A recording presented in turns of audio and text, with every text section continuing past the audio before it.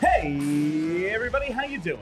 Well, that's good. Welcome to PHLY Flyers, presented by Bet365. Download the Bet365 app, and use code PHLY365 when you sign up. Whatever the moment, it's never ordinary at Bet365. Hail, hail, the gang's all here. My name is Bill Matz. I'm your director of fun and games for the evening. Joining me today, we have not only Philadelphia's #1 hockey beat writer, Charlie O'Connor, but Broad Street Hockey's own Kelly Hinkle as well. I feel like it's been a little while, guys. Glad to see everybody. What's up, pals? How's it going? All right. So, Chuck, you put out an article today, and I found it quite entertaining. I was really happy to see you. I hope people found that Go a little outside the box. Yeah. Do this imaginary conversation. But my first question, maybe the most important, you're like, all right? Yeah.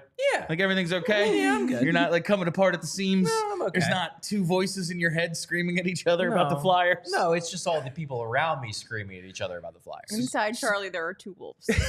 So Jerry Brightside and Carson Gloomsman, they're not in the room with us right now, right? No, they are not. How'd you come up with the names? I don't know. I just was trying to think of anything. The first person was definitely going to be something Brightside. Yeah. And I didn't want to pick any names of people who I didn't want to pick any names of people who are in our Discord or on Twitter because I don't want anyone to get too full of themselves and thinking they're that important. So I just had to pick names of people who I don't deal with on a daily basis. And then I couldn't think of anything for the pessimistic dude. And then finally I'm just like, it's got to have something to do with gloom. That was a Pokemon, right? And then I was like, all right, just put a man at the end because that's a normal name. Sure. Why not? I just assumed Carson was a shot at Wentz. Yeah, I mean, it might have been in my head. Maybe. All right. So if you haven't checked it out, go to allphly.com right now. Sign up to be a diehard. Great stuff. And it is a tremendous debate. Like the conversation. It's funny. Right before we went on air, I mentioned the West Wing. And this conversation between what was it? Jerry Brightside and Jerry Gloomsman. Carson Gloomsman. Hello. Yes. It was like some people are like, I've heard Kevin Smith and Aaron Sorkin say like about their writing. People come up to me like, "Oh, that's how people talk. That's how I want it." They're like, "No. That's how I wish people talked." Yes. That was Charlie's article. Yeah. Very Jerry Brightside wrote that article. Like, imagine this civil conversation between two opposing point of views. But it was good stuff. So I hope everyone checks it out. And it brought up some good points between this positive and negative. And I think we have been trending towards the positive lately on the show because the Flyers, like, you sit down and watch the games, they're highly entertaining for a lot of the time. Like, last night was one of their more boring games. They scored 5 goals and killed the team. Like, I'll take that. I'll take that kind of boring game any day. That's a great boring game. So that's kind of where we've been. But there is this underlying, but what does it actually mean? And I think you did a good job of getting into that. And I'm going to get into some of that today, starting with where you started in the article, the standings. Right. You look at the standings, and again, I have my gripes with the way NHL.com sorts by points and not points percentage. Everyone has different games played. But if you sort by points, there the Flyers are back in that second wild card spot. Like you look at the Rangers, 2 fewer games, 1 fewer point by percentage. They would have that. But at the end of the year, everyone will have played 82, hopefully. Indeed. And it'll be by total points, and points percentage will be the same thing. Right now, the Flyers have that spot, and they are at least on the bubble. They are where they want to be. Playing games with stakes. Going back to that Florida game we talked about, like, not only was it, like, yeah, it's a bummer they blow it. It was an entertaining game, intense game. A lot of stuff happened. A lot of stuff happened, but the thing that was coolest about it, it felt like it was for something. There were stakes to that game. Like, here they are against the defending champs. This is a real measuring stick. And there's like real world consequences to getting points and not getting points. Yeah. That's where the Flyers want to be. Is that where we want them to be? Yeah, because it's fun. And I'm not sure if anyone knows, but like sports are entertainment. I'm here to have a good time. Not a long time, a good time. Well, both of those things. It's been a real long time. It's been a really long time. But like, what annoys me, and this is why this was like a cool thing for you to do, is that I hate that these two things are like, have to be separated. Like, you can enjoy that they're good right now and still think that they're going to be good later. Like, you're not necessarily sacrificing the good later for the good now. And that's where like the pessimistic argument falls apart for me, because it's based in nonsense. Your response is por que los dos. Like, yeah, exactly. Exactly. I look at it very much like we've said this time and time again. If I was general manager, president of this team, I would have gone a different direction. And there is always that part of me that's like, yeah, but shouldn't we be trying to get a top 5 pick? Like, shouldn't putting guys who are as good as Michkov with Michkov be the goal here? And yeah, that is a thing. One, they brought up those history of Flyers top 5 picks last night, and I really thought that Jerry Brightside had an opportunity to throw a knockout blow at Carson Gloomsman. Just be like, you want a top 5 pick? Here you go. Mike Ricci's the best one. You want Mel Bridgman? There is that, but the reason I think it's important they are where they are, even if this isn't how I would go about things, is that this is the stated goal. So that means what they're doing is working. Like, you can disagree with what they're doing, and I think that is a valid point of view. I've said that for 2 years now. But this is the direction they're going in, and I don't want their plan to fail. This is just the first part of the plan. There's a lot of other stuff that has to come together after this for this thing to have any chance of working. But if the goal is we want to play competitive games and teach the boys to win, they are learning those lessons. Like, you see Buffalo the other night blow that big lead, I think, to Colorado, and it's like, yeah, because they just suck and they're going to continue to suck. Yeah, exactly. The Flyers do that against Florida, and it's kind of like, this is a lesson for this group of guys to draw from. Now, game later, they go out and kind of do the exact same thing. But Boston was after Florida. Yeah, I think so.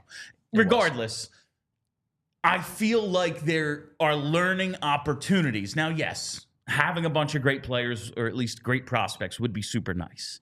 But where they are is where they want to be, and that's a success. Like, if they were, we're going to play a bunch of competitive games and we're going to try, like, no, we're not going to be buyers at the deadline or anything, but we're going to go for, like, we want them playing meaningful games, and they're eliminated by Christmas. It's like, so everyone sucks and we need to start completely over. That's not what they're doing, and it's working, at least in their timeline, their framing. I think that's the accurate way to put it, is that the way that this season has turned around to the point where they are now right in the midst of the playoff bubble, it means that the rebuild is going the way they want it to go. This is where they want to be. They've never expressed any delusions that they think this team should already be a contender. They have made it clear they do not think this team is a cup contender right now, that it could be fused down the road, but it isn't there now. But they do think it should be competitive. They think it should be in the mix.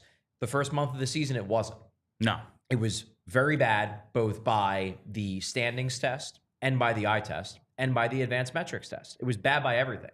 That was a team that could have finished in the top 5. And that would have, while it may have actually made some people happy, it's like, oh yeah, we're getting what I want. Just maybe not the way I would have done it, but we're getting what I want. That's not what the Flyers ever wanted. Like, would the Flyers have taken a top 5 pick? Sure. I mean, they would have been like, yeah, we'll take a top 3 pick. Why not? That's consolation for this year not going the way we wanted it to. But it still wouldn't have went the way they wanted it to. This is the way they wanted to go.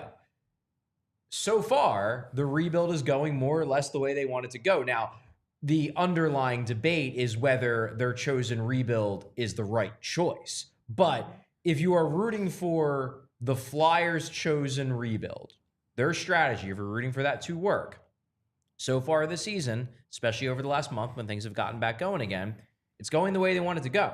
Now it's just a matter of whether that rebuild actually can work.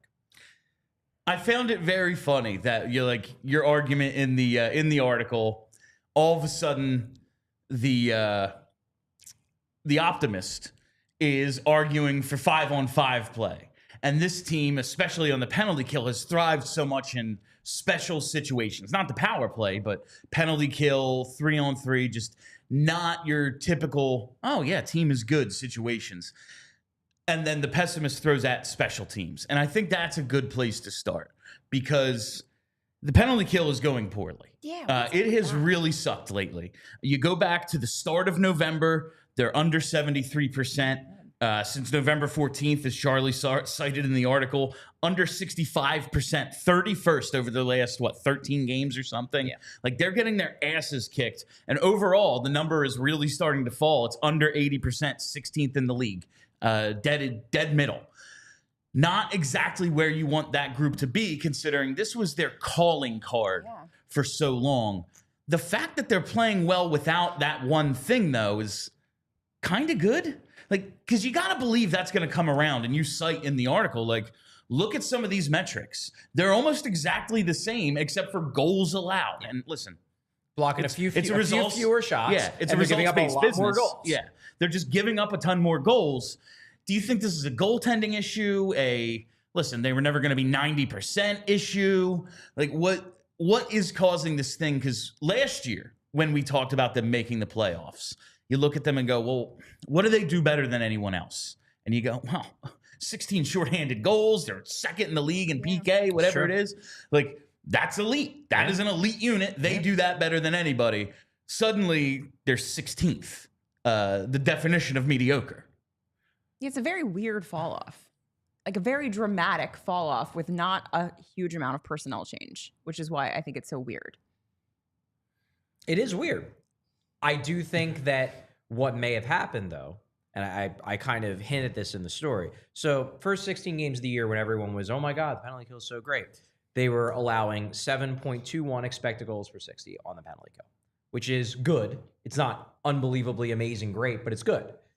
In terms of actual goals, in terms of what they were allowing, they were averaging 2.11. So they were averaging significantly fewer actual goals as opposed to the expected goals based on the quality chances they're allowing. Now, they're allowing, over the last 13 games, they're allowing 7.74 expected goals per 60 on the penalty kill, and they're giving up 13.67 actual goals per 60. So I think it could truly be as simple as the first 16 games of the year, they were a good penalty kill that was getting lucky. And in the last 13 games, they're a good penalty kill that's getting unlucky. And overall, they're averaging out to being a good penalty kill. So what you're telling me then, once again, is that it's only goaltending matters. I mean, in terms of results, it's a big part of it. I think you put in there, they were getting a 95 save percentage. Which no team holds a 95 save percentage, even strength. No, the record is 930 something, I think. Yeah. For all situations, for a single goalie. Yeah. They have one less guy and they're getting 95%. Yeah. That's silly. That's just not a thing that's going to continue. Now it is dropped. Now it's 75. Which is too low. There's no way that the goalies are going to keep only saving 3 out of every 4 shots they see on the power play. That's going to get better. Now, do I think that it's just that simple? No, there's probably details because due to the fact that there just aren't that many power plays over the course of a season, little mistakes can loom large. So I think there probably are some details that they're missing. Whether it's covering guys in the slot well, whether it's tying up guys in front, whether it's missing on clears. Those are the kinds of mistakes that they're probably making a few too many of. But if you're talking about the overarching structure of the penalty kill in terms of how many shots are they giving up, how many chances are they giving up, the things that in theory are inherent to the quality of the penalty kill, those haven't gotten dramatically worse. I think this is more about little details that are being missed, that are leading to more goals. And once those little details get cleaned up, and I have zero reason to not trust that Brad Shaw will find a way to clean those up, because I think we all agree he's a very good assistant coach. When they start cleaning those up, the overall strength of the overarching structure. The shots, the chances, the unblocked shots, things like that.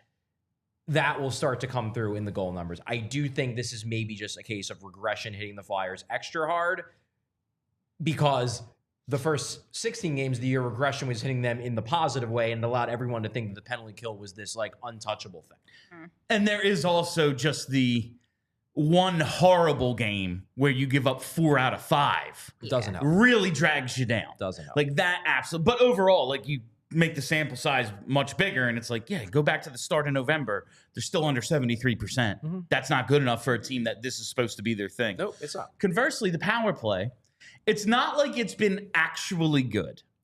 But what we've been asking for is like some baseline competence out of them. Functional power. Don't be like a detriment to the team. And it hasn't been. I wouldn't say the power play has won them some games, but it's not like, yeah, they're playing well, and then they went 0 for 3 on the power play, and they just lost all momentum and lost the game. That hasn't been happening. They're only at 17.4%, which is 25th, but like that's from 12%, 12.2 last year. Like that's a big jump. Yeah. And this stat cracks me up. We talked about it last night. The Flyers have scored 15 power play goals. Michkov has 12 power play points. TK has 8, and then it's like a bunch of guys with like 1 to 4. Right. Like it's basically just Matvei Michkov. I was going to say, like, those 5 percentage points are just Michkov. Like, Morgan Frost led the team with 11 power play points last year. Mish in 27 games has 12. Like, this is unbelievable what kind of boost he's been. And you just have to believe, like, as Emil Andre gets more comfortable, if they put Jamie Drysdale back on that unit. I really like using Bobby Brink on that first unit now. He looks to be getting more comfortable. Maybe they can get back closer to what they were in the beginning of the season when it was like, yo, this power play is, like, kind of good. Might not be bad. I don't think it's going to be 25%. But of course that isn't. Like they don't. The whole reason we're having this conversation today is because they don't have enough good players. But they do have Matvei Michkov and they do have Travis Konecny. Yeah. I think they could get to 20 with just like a little bit more consistency out of the group that's out there. I think 20 is kind of my baseline. I think I said that in the lead up to the season where I said, look, we were talking about Rocky Thompson. And I said, look, here's the thing with Rocky.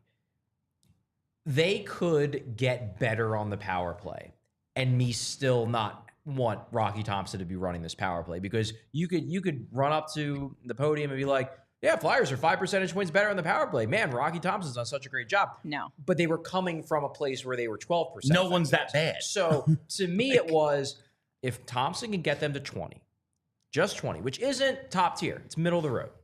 But if you can get them to 20, I would be willing to say, okay, that's not all Michkov.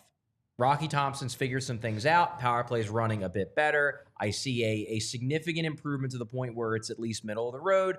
Willing to give him more time to see if he can continue to improve in this role. I am 100% with Kelly, who basically said that the fact that last year they were 12% and this year they're 17.4%, and you look at these numbers, and Michkov has 12 out of 15, 12 points on 15 power play goals.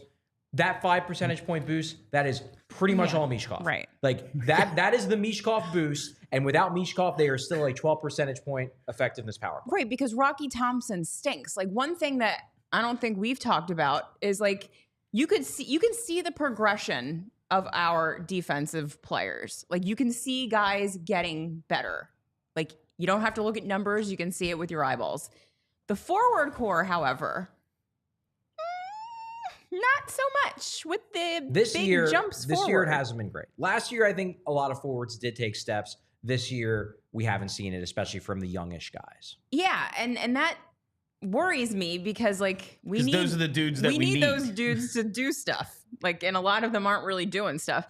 So I definitely want to, as you said, I don't think anyone's doing this because no one likes him, but like if you are thinking this is like a Rocky Thompson improvement, like pump the brakes because I'm not sure he really has anything to do with this being better. It's really makes me laugh about that. And like he has really picked up his 5-on-5 and even strength scoring. And you look at his plus minus now. I know, but just look at it. It's changed dramatically in the last few weeks.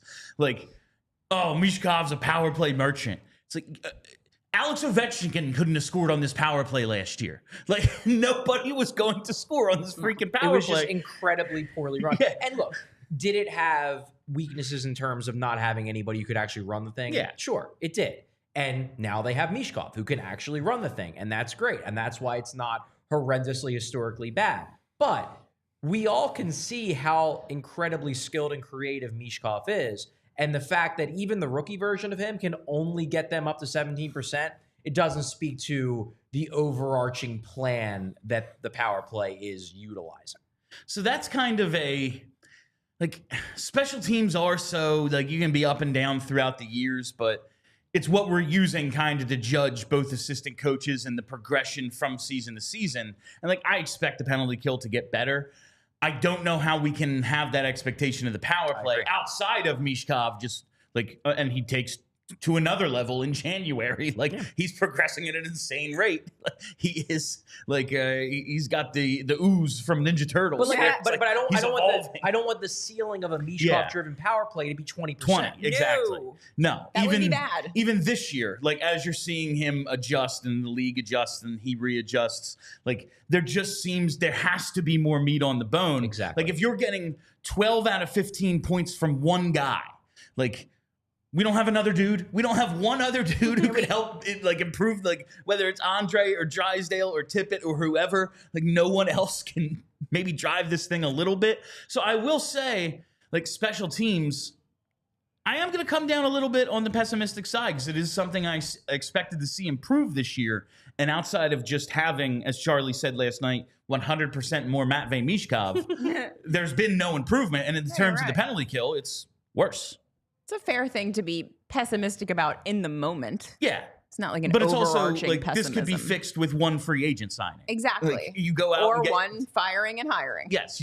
I just, like, you go out and get your version of Danny Briere and suddenly power play's fixed. Exactly. Like, oh, we have an actual playmaking center to put with Mish and we're at 22%. It's a fair point. Problem solved. It's a fair point. So we'll see about that. Before we go any further with today's show, however, I got to talk to you about TrueMark Financial. This is almost the perfect lead-in. We all know how hard it is to win or maybe even score on the power play without proper coaching. And if you've got kids, TrueMark has the ultimate playbook for teaching financial responsibility with a free Greenlight account. The Greenlight app is changing the game, helping kids and teens learn how to earn, save, and spend wisely. They can set up savings goals, track their spending, and even get an allowance all right there in the Greenlight app. And here's the really cool part. Each kid gets their own debit card so they can make purchases and learn real-world money skills while you stay in control from your phone. You get peace of mind, and they get the freedom to make smart decisions with their money. It's like coaching your kid through their very own financial game. And for TrueMark Financial members, it's free. With the holidays right around the corner, now is the perfect time to introduce your kids to Greenlight. Get signed up today. Visit TrueMark.com/Greenlight for more information. While we're here, I got to tell you about Rothman Orthopedics, because if you have aching joints, cramping hands, your back's out of whack, Rothman's got you. At Rothman Orthopedics, they're practicing specialized care, and they've been doing so with a passion for over 50 years. Their mission is high-quality, compassionate, and affordable care rooted in research leading to new treatments and better outcomes. And each Rothman doc is laser-focused on their specialty, whether it's hip, knee, spine, you name it. They have a team for each body part right in your backyard, so you can get back to scoring goals, crossing up defenders, whatever your specialty is, because they specialize in you. Rothman Orthopedics, specializing in you and orthopedics. Visit rothmanortho.com/PHLY to learn more and make an appointment today. All right, the special teams conversation, it all kind of, there's some guys up, there's some guys down, and that's where I think the real crux of this comes. Like, are you optimistic or pessimistic? I mean, some people are just going to be one or the other because they want to be right. Right. But if you come into this with an open mind, I think this really comes down to, you look at Mish, you look at Sanheim, TK, maybe even Coots, Andre, and go, things are looking up. Yeah. We have a core here. But you can also look at Forster, Farabee, Tippett, Frost, some of those younger-ish guys and go, where the hell are we? Where are we with these guys? And we talked about it last night. Like, everyone slumps, and maybe when you start the season on a slump, it just looks worse. Because I love to open up the game logs and just look for patterns and stuff. And when it starts with a bunch of zeros, it's like, well, that ain't good. If that happens in February and there's a bunch of ones and twos in front of that, and then more after, you go, wow, it's fine. But when it starts with a whole bunch of zeros, it's a little depressing. How are we weighing like what we're seeing out of some of these young players and veterans playing real well versus where the hell are some of these guys we really need to help take the next step? Tip's picking up. He's been hot lately, so that's good because I was growing very tired of his nonsense. So that's good. Obviously, you'd like to see more out of Forster and Farabee. But again, and this is the thing that worries me about the fact that it doesn't seem like the forward core is progressing as quickly as the defense, is that we had a problem for a very long time of having players that might have been good, but doing something that seemed to stifle literally every single one of them. To the point where it's like, okay, did you draft all duds, or did you get at least one that might have been something, but you ruined him too? Like, there was just too much. That's you can blame the scouting and the drafting as much as you want. And sometimes the draft can be a crapshoot. There's no way they just missed that many. You hit on one. As many as you sometimes just get lucky. Like, you get a guy in the 5th and it's like, oh, this dude rules. Like, sometimes you have to hit on someone. Right. And I just you can't have that bad of luck. And it's probably overblown in my head, but I do worry that there might be something going on with the way that the offense is being coached that is stifling some of these younger players, because it seemed like last year was the first year for a lot of these guys and they were pretty good. And so now they've been under Rocky Thompson for a full season and off season. And now they're worse. And it's just it's basically just Forster and Brink. Forster's the big one who this is year 2. Because Farabee's been on the team for half a decade. Frost has been on the team for a bit. Tippett's kind of new. I mean, he's not 3. Yeah. I believe. Yeah. With the Flyers. So it's been a bit. Forster's the one where you're like, yeah, what happened there? And in fairness, all of these guys do seem to be slowly but surely coming around. Tippett's the most obvious one. He has 5 goals in his last 5 games. Maybe in 2 months, we're just looking back on the first month and a half of the year. It's like, oh, that was just his cold stretch. And then he got hot. And he's going to finish with his usual 30 goals. Forster is scoring more. He's still making some mistakes. He hasn't been perfect, but the points are coming around. The underlying numbers are better. Farabee was ice cold, snake bitten for 3-4 weeks. Does have 3 points in his last 4 games. Finally did get a goal 3 nights ago on Sunday. Maybe he's starting to get it together. So it's possible that these guys are coming around at least to the point where they can avoid this year being a total disaster. But you did kind of light a month and a half on fire with these guys. And it's not like those games didn't happen. It's not like when we go back and look at this season and evaluate all 82 games that you can just be like, oh, yeah, those first 2 months, they don't count for Morgan Frost. He was great the rest of the way. We've tried that a couple years, and I got news for you. It hasn't worked. And that's where I think my pessimism starts to kick in with these early season slumps, because we can just look at them as the randomness of hot versus cold. But when we look at Morgan Frost specifically, it's 3rd year in a row that this has happened. Yeah. And listen, Tyson Forster last year, while he was doing the little things that kept him in the lineup, no goals first 15 games. Yeah. This year he scored a few more than that, but you add to, and the details of his game weren't exactly there either. Is this yet another kind of a trend for this team? Like, for whatever reason, we're a slow starting bunch, and that was a problem. That was a micro problem in games in the Drew era. Yeah. Now it is just a first 20 games of the season problem, for this team. For a lot of the forwards on this team, is it some skill guys just take a little bit to get going, get in the flow of the game? I don't know, but it is concerning to me. When I see Owen Tippett, who we give the contract to, we need him to take a step, and he takes a step back. Tyson Forster, they think he's a lot better than where they drafted him, and he's going to need to be a top 6 contributor on this team to really kickstart this thing and not need us to fill as many holes as we think we do. Agreed. Morgan Frost, Him and Farabee have just kind of tanked their trade value to me, and that's very annoying as well. Yeah. But I just see a concerning trend now with one guy in Morgan Frost, who that's kind of been the case for him, and now a few guys start on that very slow, just start in a slump, which is, it puts you in a position where, oh, okay, well, now we got to win 4 out of 6 down the stretch. And to get my numbers where they need to be, I need like an insane stretch of hockey where, okay, I'm hot. And then we're going to take, a couple of weeks off for the Four Nations. What happens then? Because we saw that with Joel Farabee last year. It's very true. Real nice start to the seation. We go away for the All-Star break. He was on fire in January. Yeah. We go away for the All-Star break. He comes back. He never scores again. No. Like, and he's still trying to break out of that slump. Yeah. Hopefully he's getting there. But like, it's just, the timing of these slumps just seems very, very inconvenient for, one, competing, and two, trading some of them. I'm less concerned about the timing of the slumps and just more concerned about the fact that the length of the slumps keep happening. Like, here's a perfect example, because I got sucked into this as much as everybody did back in 2017, 2018. Nolan Patrick. And obviously, Nolan Patrick's career ends up not playing out the way he wanted to, in large part because of injuries. But I'm thinking back to that rookie year. First half of that rookie year, he was bad. Underlying numbers were trash. He was barely scoring, whatever. He's coming off those surgeries. Second half, starts getting it going. The numbers start looking good. Starts scoring. Has a couple big goals in the playoffs. And I convinced myself, 100% convinced myself, that second half Nolan Patrick is the real Nolan Patrick. First half Nolan Patrick, that guy was hurt. Wasn't healthy, adjusting, whatever. Second half Nolan Patrick, second half rookie year. That's the real Nolan Patrick, and that's the guy we're going to get in sophomore year, and then it's going to be off to the races, and he's going to be real, real good.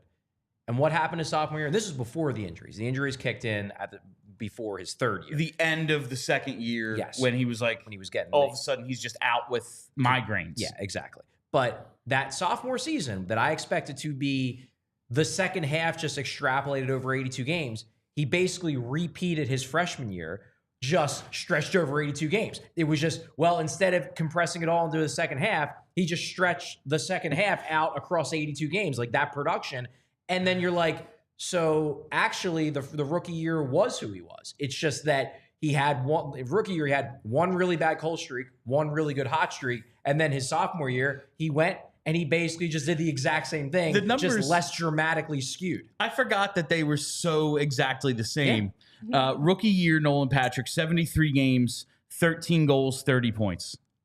Sophomore Nolan Patrick, 72 games, 13 goals, 31 points. He had one more assist and one fewer game. And that was it. But seriously, that example has given me pause of doing what a lot of people wanted to do with Morgan Frost a few years ago. Where it's like, extrapolate. It was so great from January on. He does that a full year, then you're all going to love him. There's no guarantee he's going to. Because I watched Nolan Patrick not do that. And then the migraines hit, the concussions, whatever. And you never got to see if he was ever able to fully tap into second half of rookie year Nolan Patrick for an entire season. But that second season will always give me pause about saying, just take his 2 strongest months and then he'll be able to do that the rest of his career. That's my concern with Farabee. Farabee was great the first half of last year. It's exciting. It shows his plausible ceiling. But there's something different from doing it for 3 months and doing it for 6. It's a huge difference. There absolutely is. I'm looking at right now, despite some of these reasons to be pessimistic, Michkov, and we can bring up the rookie scoring race. I mean, this is going real, real well. It's going about as well as we could have expected. 27 games into his career, he is a point per game player. It's pretty crazy. Look at him go. I like the PIMS too. He's up there in PIMS for rookies. 10-minute misconduct. The 12-minute, jab will definitely boost those numbers. But I like the aggressiveness either way. You look at that, we think, okay, we can put that nice big green check next to Matvei Michkov. This is good. Things are cool. If Emil Andre continues with, maybe last night not his best game, but overall, he's looked real good. If we can put a check next to him, and if Jamie Drysdale continues, thumbs up. Does that make this season a success? Like, if these 3 guys, that 2 defensemen, 1 forward, are what we need them to be, does the rest of the stuff there's stuff to nitpick, but 3 of the biggest things are good, so we're going to be good. I would like to see Emil Andre get taller. Do you think that's possible? I don't think so. No? No, I don't think that's I've heard nice about if he that was taller. surgery where they can lengthen your bones. Yeah, you just cut your legs off and then reattach them Yeah, I with bars don't know or if something. that actually It's probably works not great for professional professional Yeah, athlete. it's probably not good. If Yeah. he were a little taller, I think I'd like it. But You can have a late growth spurt. It happens. yeah, I mean, like he's the kind of guy where it's like, No. like Emil Andre is not lighting the world on fire with any of his skills, but it's a guy that like, you know, you don't really think that he's going to come onto your team and like really change the whole structure of it. And he kind of has. Yeah. Like he's made a huge difference. And so like that's another reason why I think like the whole you have to tank, you have to get top 5 picks to build a good team. Like, no, you don't. That's one way. I certainly to think do it it. helps. I don't think you need top 5 picks to build a good team. It helps. It really makes it easier to build a great team, though. Sure. But it also doesn't, it's not like a lock. True. It's not. As we saw last night when they put up the top 5 picks the Flyers have taken in their history. It was Or the Sabres.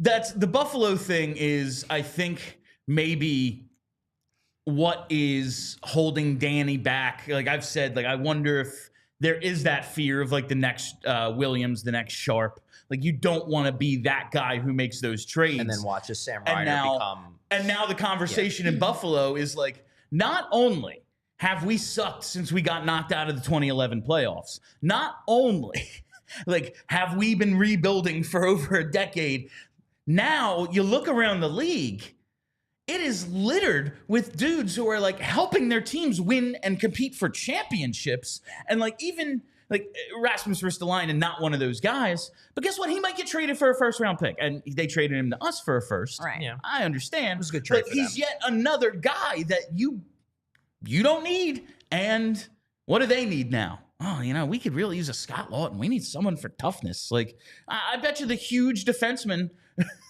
would probably help in that toughness Probably. department when you have a whole bunch of really good puck movers there and maybe not the big bag of knuckles that you need. Like, I don't know. It's just you look at that and go, you also have to do the culture thing right. But I think that kind of comes with winning. Maybe. It's a really tough like a chicken and egg thing. It is. situation. You know what's going to be really interesting? It's going to be interesting to watch how Chicago develops because they are a disaster right now. And they have, obviously, one of the best players in the world. And they just fired their coach. So Right. they clearly know it's a disaster. Right. It's a disaster. And, like, the culture there is obviously not great. So and they're going to end up with another very high pick this year because they're trash. So we'll get to see, like, how does that work? Like, it obviously worked for them once. Will it work for them again? I don't know. And when we, JP and I did the pre and post game for when the Flyers played Chicago, and I just made like this point on Twitter that I don't know if everyone like got what I was getting at. Because I was like, you can have your thoughts about how the Flyers are doing this rebuild, but I just took a screenshot of their roster and I sorted and highlighted by age. And was like, if this was the Flyers roster, everyone would be freaking out. And I think people thought I meant like by quality. It's like, no. You meant by age. Yeah, like you can lose just as many games with 22-year-olds as you can 32-year-olds. Yeah. Like probably more, you know? Yeah. And they are a team of like 30-somethings for them. Like a majority of their players are in their 30s or older. Yeah. And it's like, to me, that is a waste of, I always talk about like wasting the ice time. Mm-hmm. Every game is an opportunity to evaluate. Chicago's going to get all these top picks, and that's great. You need the talent, have to have it. But I bet you some of them are going to be Joel Farabees. Yeah, some are going to be Connor Bedard, but some are going to be Farabee. Some are going to be Frost. Now you have to take the time to evaluate after the fact, and only then can you decide who goes, who stays, what holes do we need to fill, and that just delays it even further. Yeah. So I think there are problems with both ways, but I just look at Chicago as that example. Like, man, you could have a couple more 24-year-olds. It wouldn't kill you. No. It's fair. Another thing, a reason for optimism. And there's a lot of them. There are. The progression of TK and Sanheim. When we're talking about these guys like Forster, specifically to me, it's Tyson Forster and Bobby Brink. Yeah. Brink maybe not on that level, second round pick, we'll see. I think he could be a good offensive contributor to a team. Don't know when. Travis Konecny a couple years ago, it was like, yeah, he had his peak and then he kind of fell off. What is he? I don't know. And now, real freaking good. Yeah. Like over a point a game player. Yeah. And like he's not even playing with Mish except on the power play and at 3-on-3. Like he has just been freaking awesome. Same thing for Sanheim. 18 months ago, I'm like, this guy is just a guy. He's just some guy. He's tall and he can skate, so he has a job for life, but is he actually any good? Well, both of these dudes are representing Team Canada now, and it's warranted. There is that ability to have that second wave of progression that, like, if you don't hit at 22, 23, it doesn't mean that's all you are. Yeah, we've talked about this a lot, I feel like, that people just assume that who these guys are at 23 is who they are. Like, they're cooked. If they're not good at 23, that's it. They're done. They're And bust. this league is getting younger and younger, and you do see It so is. many And guys hitting their prime so young. That is the average of aging curve. The aging curve, I think I agree with you, Kelly, but I understand where it's coming from because, and look, I'm a very stat-oriented person, and I feel like this show is stat-friendly. I don't think it's stat-obsessed, but it's stat-friendly. A lot of people, especially the online variety, were very much sold on the idea of the average aging curve because that was a big, I guess, discovery, that popped up in the early analytics hockey world, and it's held pretty much through the last decade and a half. One of the discoveries was teams. There was always something that hockey men would say would be like, well, he's 27, he's just hitting his prime. And then the discovery from people like Eric Tulsky were like, no, actually a guy's prime is like 22 to 25. And then after that, they're either stabilizing through the rest of their 20s. They can maintain, yeah, but they ain't going up. They're not getting better. It probably was overstated because what it really is that the aging curve is a curve in that most likely a player's prime is going to be between the ages of 22 and 25. However, there are outliers. There are absolutely outliers. And those outliers might just be because of random variance. Hey, guy, it just clicked for this random guy. Or it could be because of development. Maybe a team found something. They found the right coach for a guy. They found the right system for a guy. And then boom.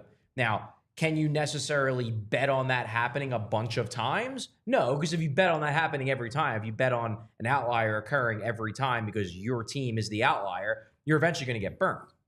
That said, maybe the Flyers, with guys like Konecny and Sanheim, they recognize Even something. Risto. Sanheim probably not. Sanheim they kind of lucked into because they signed him before they find out that John Tortorella hates him, and then eventually John Tortorella comes around on him. But with Konecny's an example of a guy where obviously they signed him this summer. Okay, they signed him with that long-term deal. We were critical of it. I think a lot of people online were critical of it. One of the reasons why they signed him to that deal is because it was a bet that his numbers, that he was a better true talent player than the models and the numbers would have us believe because he just didn't have any help. Now he's got just a little bit of help, and suddenly he's he's on like an over 90-point pace. Now, whether he keeps that up, I guess we'll see. But thus far, their bet that he is better than a lot of people thought he was seems like it's working out. And like you look, it is a minimal amount of help that he's getting. Yes, Michkov has been huge, and again, they're not playing together at 5-on. They've had some time together at 5-on-5. Power play's a big one. But power play, 3-on-3, yeah. That's where they're getting a lot of their time. And TK, like, he's scoring a lot at 5-on-5. Like, the help is Sean Couturier doesn't stink. Like, he has a center who can play. Yeah. It's not even like he's great. It's just like he's doing some things very well. I don't want to be like, like when I say they have no centers and you go, well, they have some. Okay. But Sean Couturier, it's not as if he's scoring a ton. He's not playing like the Selke guy he was 5-6 70 point, 30 goal Selke guy. Yeah. But he's playing well enough. Yeah. He's fine. Joel Farabee, we like the way he's playing overall, but like he's got 3 points in his last like 12 games. Yeah. He's not exactly setting the world on fire. And even with this, like just having Travis Sanheim and Emil Andre to orchestrate a breakout, it's like, TK, he's actually even better than he was the last 2 years when he was a point-a-game player. There has to be some projection with these guys because they don't have everything they need. And the stuff they're missing is like, what directly leads to success. Yeah, right. Goals, assists. Like, if you don't have anyone who can score, all those great passes don't matter. stuff like that. None of the wingers have a center. Like, we have a team built around the strength of wingers, and ain't no one won a face-off all year. Like, I don't know how that's gonna translate, but I do think there needs to be some projection, like, for these guys. And when I see TK take that second half of his prime step, it gives me some optimism that, like, all right, if Tyson Forster is just like an 18, 20 goal scorer right now, but when they have a 2 and 3 C, like when Jet Luchanko is here, maybe that changes the dynamic entirely. Like, that would be pretty cool. So that is, I think, a reason for optimism. To me, the guys that I'm like, would it be great if Tyson Forster stepped up and, had the big sophomore season and you're like, oh man, he's already a top 6 forward who's going to score 30 goals in dry play. Would that have been awesome? Yeah. Would have been big for the Flyers. Then they would have known this is one of our guys. We can lock him in, pencil him into the lineup 6 years down the road as a key member of the team. They can't do that because he's right now, at the very least, I would say stagnant. He's not making that big progress. It's more than enough time for him to do it. Same with somebody like Bobby Brink. The guys I worry about the most are Morgan Frost, Owen Tippett, and to a lesser extent, but still not small percent, Joel Farabee. Because they're a little older. They should be. And sometimes you get those late career surges. But even with someone like Konecny, we saw the initial surge at age 22. He did do it. He did do it once. Then he probably got screwed over because the team fell apart. The coaching was a mess for a while. And then finally it took him a couple years where maybe in a healthier environment, he would have stayed that good from 22 on through his 30s. We have yet to see any of Tippett, Frost, Farabee have that good of a season at this age. And that's concerning to me if you're still hoping that one of those guys or 2 of those guys or 3 of those guys are going to become true impact players.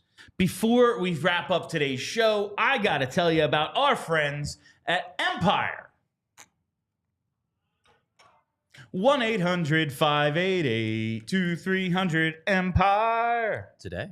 With Empire Today, you get shop at home convenience, the right product for your needs, quick and professional installation, and a price match guarantee. I've been telling you for months, Empire Today is the best place to get new flooring. Everybody knows it, so of course, Empire has copycats, and those copycats can't beat Empire on quality, service, or speed. So they just advertise low-quality products at the lowest price. That's why Empire won't guarantee the lowest price, because anyone who does is putting flooring in your home that they just wouldn't put in their own. The Empire philosophy is to help you find what you need, not overwhelm you with thousands of choices and substitutes. Empire's product team exhaustively combs through thousands of product samples each year to find the perfect styles, and you can see those styles with the virtual floor designer. It's a great way to see how new floors will look in any space. Just snap a picture and instantly see how new floors will look in your room. You can schedule a free in-home estimate today, and all listeners can receive a $350 off discount when they use promo code PHLY. Restrictions apply. See empiretoday.com/PHLY for details. And while we're here, got to talk to you about Constant Contact.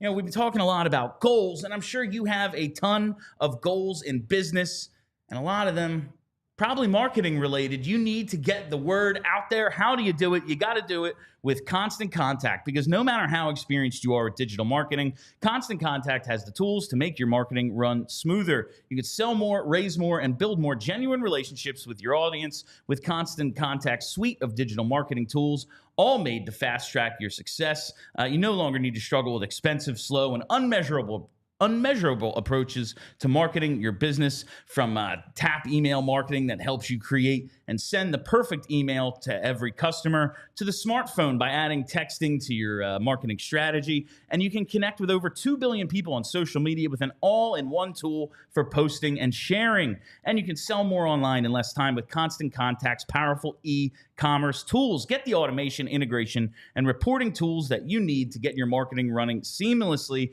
and join the thousands of businesses and millions of people who trust Constant Contact with their marketing success. Time to put the go in your 2024 business goals with email, social, SMS, and customized marketing campaigns built for you in just a few clicks. Ready, set, go to ConstantContact.com/allcity and start your free trial today. That's ConstantContact.com for your free trial. All right. Another reason, perhaps, to be optimistic, trying to balance, the next wave. We all know about all the draft assets, and hopefully they spend some at the draft. Hopefully they trade some for quality players who can come in and make an impact now, because I think that will, and by now I mean like next season. Right. I don't expect them to really add much. If you can go get Dylan Cousins, sure, something like that. Sure. But I'm expecting additions to happen in the offseason more so than now. But this next wave of prospects, pretty freaking good. Jet Luchanko has already made this team. He's been a little up and down, but we've seen a great hot streak out of him since returning to Guelph. He had 15 points in like 8 games at one point after going back, and he had like 1 in his first 3 or 4. He then got super hot, looked real good. Oliver Bonk, we all know what he's done. They're very high on him. Yeah, they're extremely high on Oliver Bonk. Denver Barkey, I don't know when we're going to see him, but it seems like this kid can flat out play. Like the size issue, whatever. Sometimes dudes can just play, and he looks like one of them. Then you look at Samu Tuomaala, Lycksell, and the goalies, Bjarnason and Zavragin. A lot of reasons for optimism in that group. Are any of those dudes a 1C? Are any of those dudes a Norris-level defenseman? No. Probably not. Zavragin could be a level goalie. You know what? Zavragin could be. It's going to be a little while, but we will see like what Zavragin ends up being. Yeah. And along the way, like, listen, Kolosov's here. Bjarnason's going to turn pro next season. Yeah. Like, there's a lot to be excited about in the group of current prospects and dudes just kind of on the outside of the NHL right now.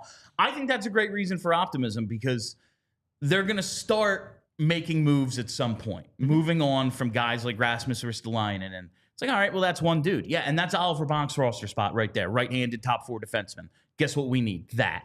Like, I think you look at the roster sometimes and go, a lot of spots taken up by, middle 6 forwards, middle pair defensemen. But they are going to open up over the next few years as some money becomes available, as some roster spots become available, and as Danny gets more aggressive in the trade market. We'll start seeing some of these dudes. And based on their amateur or AHL production, looks like a lot of them can at least challenge current young guys and kind of push everybody. And that's when you start making those evaluations, who stays and who goes. Yeah, I mean, the 3 guys I'm the most excited about are Luchanko, Bonk, and Zavragin. Now, Zavragin is in the first year of a 3-year contract in the KHL. I imagine that he'll stay the entirety of that. So he's a little ways away. As you mentioned, they have goalies in the interim who they can figure out if they're worth something or not, if they're quality starters, tandem guys, backups, whatever. They got a lot of young guys in the pipeline, got a lot of young guys on the team in goal.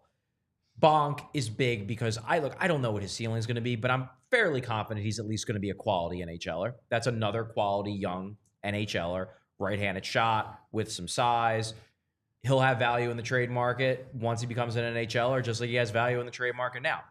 Suddenly, if he pans out and Drysdale continues to, show that he can at least be useful, suddenly you got 5 guys on defense locked up, not necessarily locked up, but at least under team control for a long period of time in Sanheim, York. I assume they're going to re-sign him when he's an RFA this summer, probably to a long-term deal. Andre still has a couple more years left, but I would assume they keep him. Bonk and Drysdale, suddenly that's 5. You got 5 spots. You really only need 1 more, and we know they love Hunter McDonald. So boom. Luchanko helps the center issue. Couturier is under contract for a while, so I imagine they're not getting out of that one. Luchanko takes another spot. I've run the math. They can't buy him out for at least a couple of years. It'd be pretty tough. You probably need 1 more center and 1 more really good center. Running the math. But by the same token, like, it is starting to come together when you look at the guys. And I'm not even, I think, the only guy who I think maybe I am overly optimistic on is Zavragin, but it almost doesn't matter because he's not going to be here for 3 years anyway. Yeah. So being overly optimistic about him isn't really changing my 1 to 2 year outlook of where this team goes, because I'm not envisioning him to be on this team for another 3-4 years. They need more help up front. They do have 3 first-round picks this year. Maybe this is when they address it. I want to get to those 3 firsts, but first, you just mentioned locking up Cam York. Yeah. Now, we are... I know we're a little in opposition there. I would lock him up in a heartbeat. I don't dislike the idea. Like, I don't think it's if they lock up Cam York, like, I screwed this one up. Like, I don't think that. No, he's not bad. And like, honestly, if he is as good as people think he is, you can still trade him. Like if you absolutely, I'm not saying like you should sign and trade him, but like you still could if he's good enough and the contract isn't stupid. Like you can still do it. We've been taught like, all right, Emil Andre, Jamie Drysdale, Cam York. This team, like they've told us they want to build a bigger defense. At least that's the ultimate. If we could, we would. Yeah, of course. How do you like square that circle? Well, and then we have all these undersized, like average to undersized guys, and like Travis Sanheim, while tall, not exactly physical. No. You do have Hunter McDonald. Almost called him Andrew.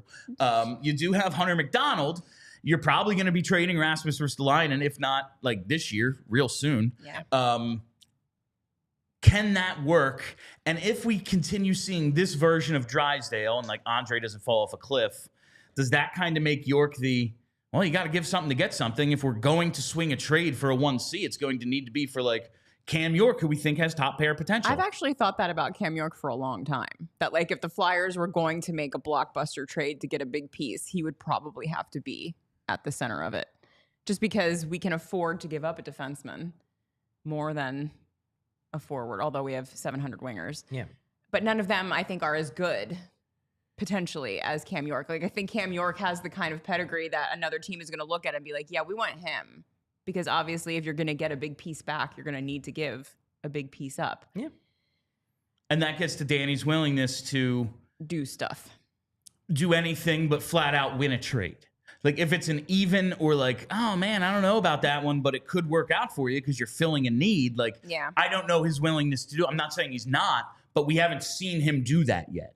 It's not something like, yes, he traded Sean Walker, brought in some other stuff, got that first. It sounds like something's leaking or something back there. I keep like, oh, right, we're on camera. I can't just look behind me. But like, it'll be a test for Danny Briere if that day ever comes where you look at this defense, we're pretty well set. We can move a really good player if it means filling a hole elsewhere. Is he willing to do that? I don't know yet. I just hesitate to say it's definitely going to be York. I don't know if it's definitely York. I just think he has the highest value. And if we're going to get a 1C, it's going to be for a player with really high value. He maybe has the highest value now because his team is established. But I'm not rushing to trade any of these guys. Okay. What I'm willing to do is to say, because I said this in the article, I said it on the show, I'll say it again. I want to get to a point where they have all of Sanheim, York, Andre, Drysdale, Bonk. They're all in the NHL. They're all quality defensemen. And then when the next team that has a 27-year-old defenseman who's a clear-cut number one stud and wants to trade him, and the Flyers can go to that team and say, all right, well, you can't have Sanheim because he's got a no-trade clause, but out of these four guys, who do you want? Pick one of them. He's the centerpiece. I'm not wedded to anybody. Okay. But like, I'm not ready to be like, well, York's got to be the guy. No, he doesn't. Could be anybody. No. It could be anybody, but the possibility of locking York up makes it that conversation. Like the other guys, we're not talking about a long-term contract for at least right at this moment. Lock him up, and then if you have to trade him after you lock him up, you can still do that if he's as good as I think he is, and I think he's good. All right, the last thing I wanted to get to is the first-round picks. Right now, and listen, there's a lottery. We're only 30 games into the season. All this subject to change. Right now, Flyers are at 15. Oh, God. I feel like that's the one that everyone's like, we're pick 15. Colorado is at 21. Edmonton is at 22. Okay. Is there value? And plus all this, the 3 seconds, and they're all probably going to be decent. Columbus, not great. Not great. Anaheim, not great. Flyers, we'll see. Middle of the second, probably.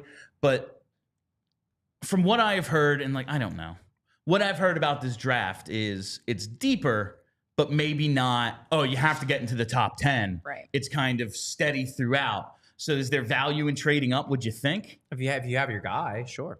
I would say there's value in trading up. There's always value in trading up if you think there's a guy who's going to be a stud. Now, I haven't done any draft research yet because I've been covering the NHL team. Sure. But if there's a guy they really, really like, sure, go for it.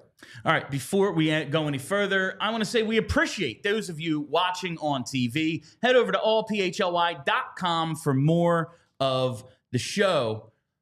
If you had to make a bet right now, do they make 3 first-round picks? No. No. I think they trade at least Zero chance. Yeah. Right. Yeah. I mean, I think they trade at least one of the picks. Yes. they made one with 3 this Whether year. it's trading one of the picks for an immediate player or whether it's packaging 2 of the picks yeah. to trade up, I think if I had to guess, I would guess they make 2. I think they make 2 first-round picks, and I'm gonna make a complete and total just guess. They trade Ristolainen for a first-round pick, but it's a first-round pick in 2026. Okay. That makes sense. They have in the past targeted futures. It makes sense. Yeah. With 3 already this year, it's like, well, what are we gonna do? Draft 4 guys? Yeah, right. Would be surprising. Now, I'm all for ammo, and listen, down the line, you get to kick your decision down the line. We can make this pick. We can trade it. Maybe Buffalo's a little better or whatever. Like whoever we trade Risto for is a little better. I don't think they're taking Risto back. That would be so funny. It would be extremely funny.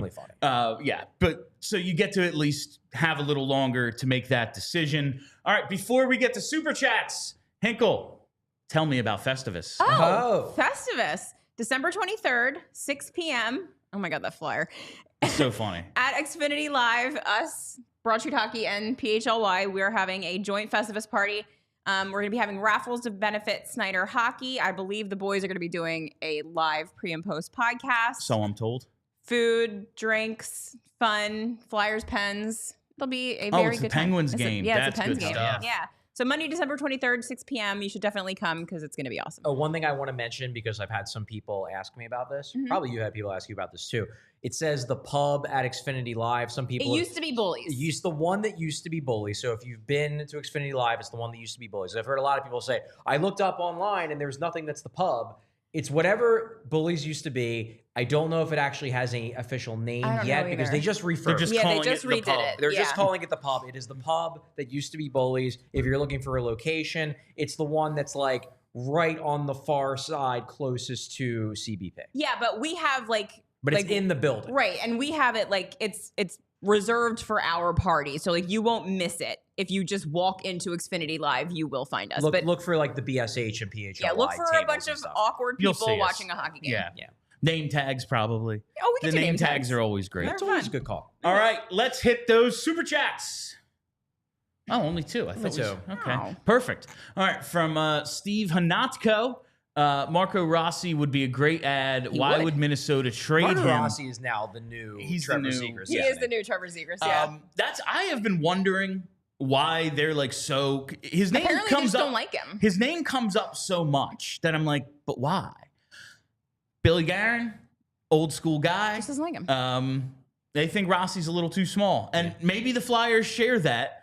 But I would try to take advantage of a team trading a guy for reasons like that, rather they don't want to commit long term to him. We don't know if he's that sort of guy.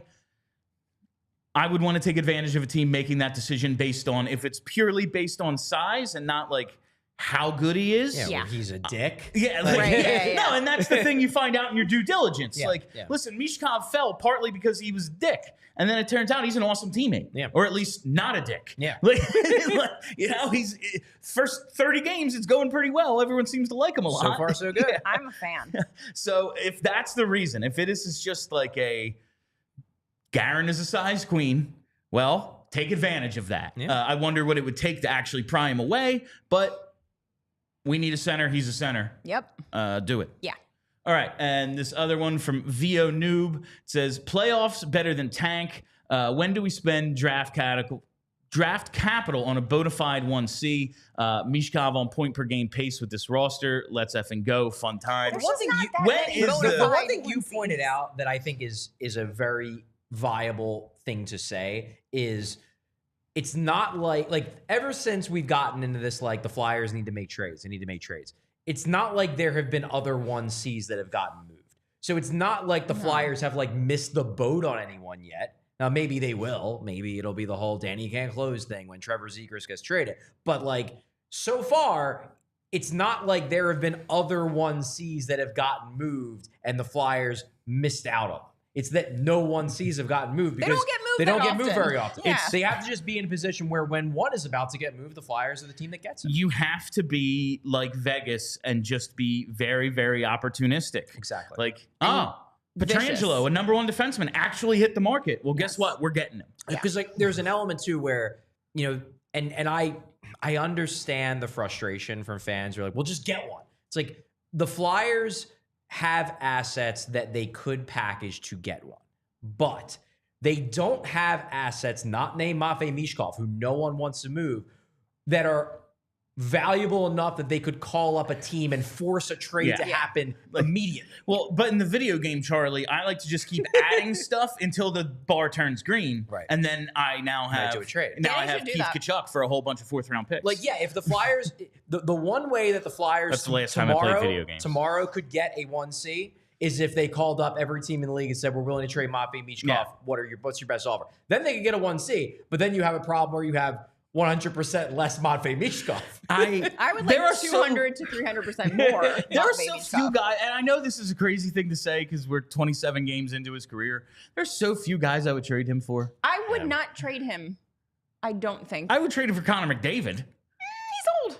He's not that old. I guess Matvei Michkov is my son. I guess love I'm him. just saying, like, Yeah. yes, they will need to They've make a missed the trade boat at on some some point. things Yes. where we've Yes. said this is a missed opportunity, like Jiricek and some of the young guys who've demanded trades, like McGroarty and who doesn't seem like he's that good who's anyway. not very Nope. good, maybe. But like, those are just what we called them, missed opportunities. There will be others. For that number one guy, the world is just gonna either Jet Luchanko or one of these guys they draft this year, next year, whatever, like blows up, Maybe. or something like Jack Eichel happens where a team has a franchise center and pisses him off and he goes, I'm out of here. Yeah. Like, Then you just need to have the assets then you need to be ready. available to pounce. You need to be ready to and do they that. have assets. Which is why, while like doing a draft show, it was frustrating. It's like, and yeah, they're not even going to make the last pick of the round. Cool, thanks. Like, while that was frustrating, kicking the can down the road to make sure you have, again, 3 firsts. And like we said, I bet you with Risto, it's a next year pick, something like that. Because that's another way to get a first for a guy like they did Sean Walker. Yeah. It wasn't in that draft. Yeah. It was in this one. Yeah. So a little bit, GMs would always rather trade the future than now because they ain't going to have the job in the future. Very Like, possible. GMs get fired. You know, they don't care about 3 years from now. So it is about that. I think we have a lot of reasons to be optimistic. I think the pessimism isn't unfounded. That's kind of where I am with this team. I think there are things to look at and go, they're not quite there with certain aspects of the roster, the development of certain players. But overall, I'm pretty happy with the way the season's unfolded. And it's a lot of it is selfish. Like I say, we have to watch the games, can't turn them off. I like having fun. Got to talk about them every night. And for the most part, like, again, last night they win 5-3. It's one of their more boring games. Yeah, like I'm enjoying what the season has been thus far. Yep. Me too. Agreed. All right, and that is all the time we have for you on PHLY Flyers, presented by Bet365. Download the Bet365 app. Use code PHLY365 when you sign up. Whatever the moment, it's never ordinary at Bet365. I want to remind everybody that on December 28th, we have a watch party out at Heroes in Glen Mills. Ooh. You're going to want to come out to this. It's going to be a great time. You can RSVP at allphly.com. And guess what, fam? This is the best part. We're not charging you for this one. I know a lot of people have rankled in the past, like, oh, a $10 ticket to get in. Listen, I think it's always been worth it. But this one, for the Flyers versus Anaheim game in Anaheim, you know what that means. Michkov v. Cutter. Ooh. You get in for free. It's going to be an awesome time. Show all the fun starts at 4 o'clock. We're going to be doing a pre and post game show live. Come on out, Heroes in Glen Mills on the 28th. All right. That's really it this time. My name is Bill Matz. That's Charlie O'Connor. That's Kelly Hinkle. Until tomorrow, let's go Flyers. We all silly like the mayor.